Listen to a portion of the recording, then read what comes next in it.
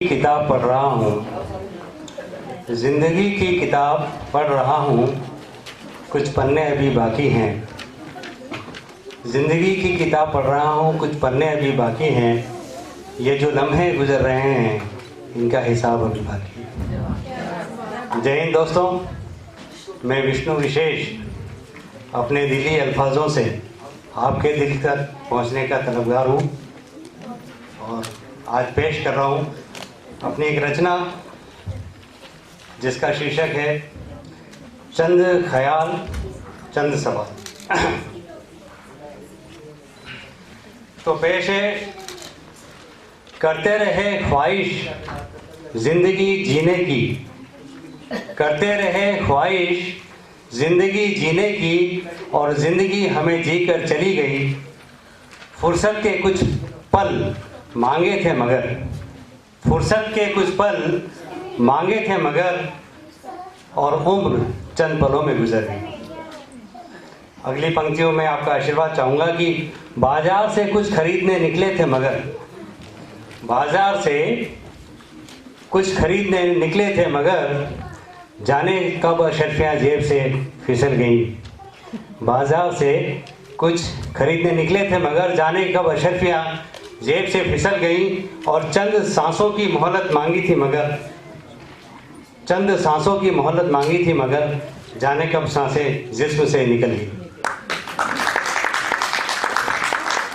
और अगली पंक्तियाँ आपके दिल तक पहुँचे इस आशा के साथ कि फिजाएं दिनों दिन जहरीली क्या हुई, फिजाएं दिनों दिन जहरीली क्या हुई, हवा भी सियासत की बांदी हो गई।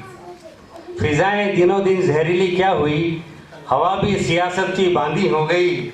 और मोहल्ले का बचपन कैद है किताबों में, मोहल्ले का बचपन कैद है किताबों में, गली से किलकारी कहाँ खो गई। और मुझे आशा है कि अगली पंक्तियाँ आपके दिलों का द्वार ज़रूर खोलेंगी कि अंधेरों में चिराग कब तक जलाए रखें, अंधेरों में चिराग कब तक जलाए रखें, सुबह होने की खबर झूठी निकल गई। अंधेरों में चिराग कब तक जलाए रखें, सुबह होने की खबर झूठी निकल गई। और कोई कैसे बताए बुढ़ी आंखों को, कोई कैसे बताए बुढ़ी आंखों को, कल सरहद पे उनकी रोशनी चली गई। कहा जाता है कि जब तक सांस है तब तक आस है, लेकिन मेरा ऐसा मानना है कि जब तक आस है तब तक सांस है। Hope is the life.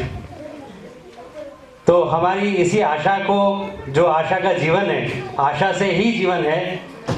तो अगली पंक्तियां में अंतिम पंक्तियां हैं जो क्षितिज को समर्पित करता हूं, जिन्होंने आशा रूपी पंख से